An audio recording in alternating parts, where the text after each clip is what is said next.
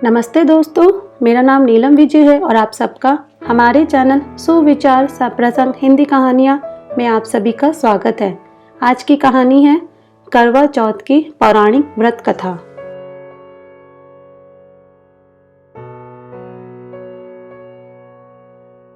बहुत समय पहले की बात है। एक साहूकार के 7 बेटे और उनकी एक बहन करवा थी। सभी सातों भाई अपनी बहन से बहुत प्यार करते थे, यहाँ तक कि वह पहले उसे खाना खिलाते और बाद में स्वयं खाते थे। एक बार उनकी बहन ससुराल से मायके आई हुई थी। शाम को भाई जब अपना व्यापार व्यवसाय बंद कर घर आए तो देखा उनकी बहन बहुत व्याकुल थी।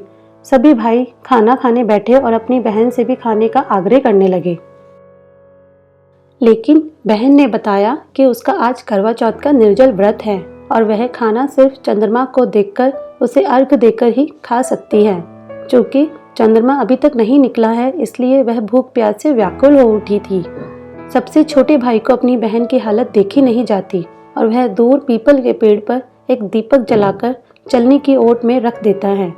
दूर से देखने पर वह ऐसा प्रतीत होता है कि जैसे चतुर्थी का चांद उदित हो रहा हो।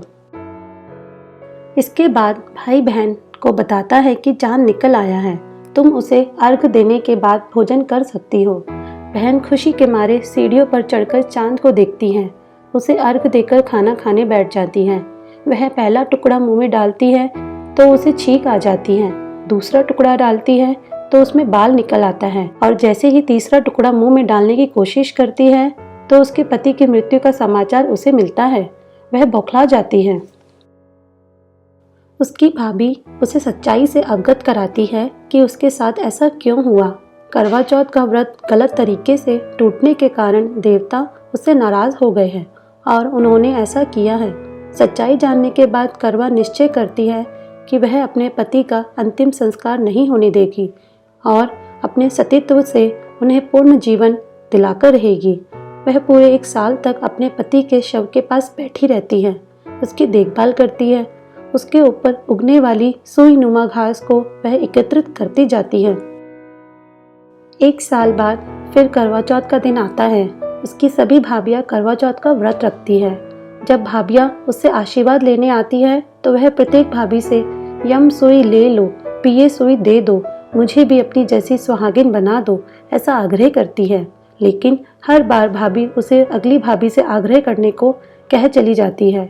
इस प्रकार जब 6ठे नंबर की भाभी आती है तो करवा उससे भी यही बात दोहराती है। यह भाभी उसे बताती है कि चूंकि सबसे छोटे भाई की वजह से उसका व्रत टूटा था, अंततः उसकी पत्नी में ही शक्ति है कि वह तुम्हारे पति को दोबारा जीवित कर सकती है। इसलिए जब वह आए तो तुम उसे पकड़ लेना और जब तक वह तुम्हारे पति को जिंदा ना कर दे उसे नहीं छोड़ना। ऐसा कहकर वह चली जाती है। सबसे अंत में छोटी भाभी आती है। करवा उनसे भी सुहागिन बनने का आग्रह करती है, लेकिन वह टाल मटोली करने लगती है। इसे देख करवा उन्हें जोर से पकड़ लेती है और अपने सुहाग को जिंदा करने के लिए कहती है। भाभी उससे छुड़ाने के लिए नोचती है, खसौटती है, लेकिन करवा नहीं छोड़ती है। अंततः उसकी तपस्या को देख भाभी पसीज जाती है और अपनी छोटी अंगुली को चीरकर उसमें से अमृत उसके पति के मुंह में डाल देती है। करवा का पति तुरंत श्री गणेश कहता हुआ उठ बैठता है। इस प्रकार प्रभु कृपा से उसकी छोटी भाभी के माध्यम से करवा को अपना सुहाग वापस मिल जाता है।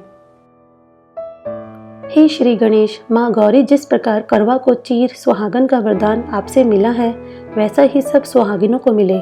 जो व्रत करे तुम्हारा पार करो नैया, ओम जय करवा मैया, सब जग की हो माता, तुम हो रुद्राणी, यश तुम्हारा गावत जग के सब प्राणी।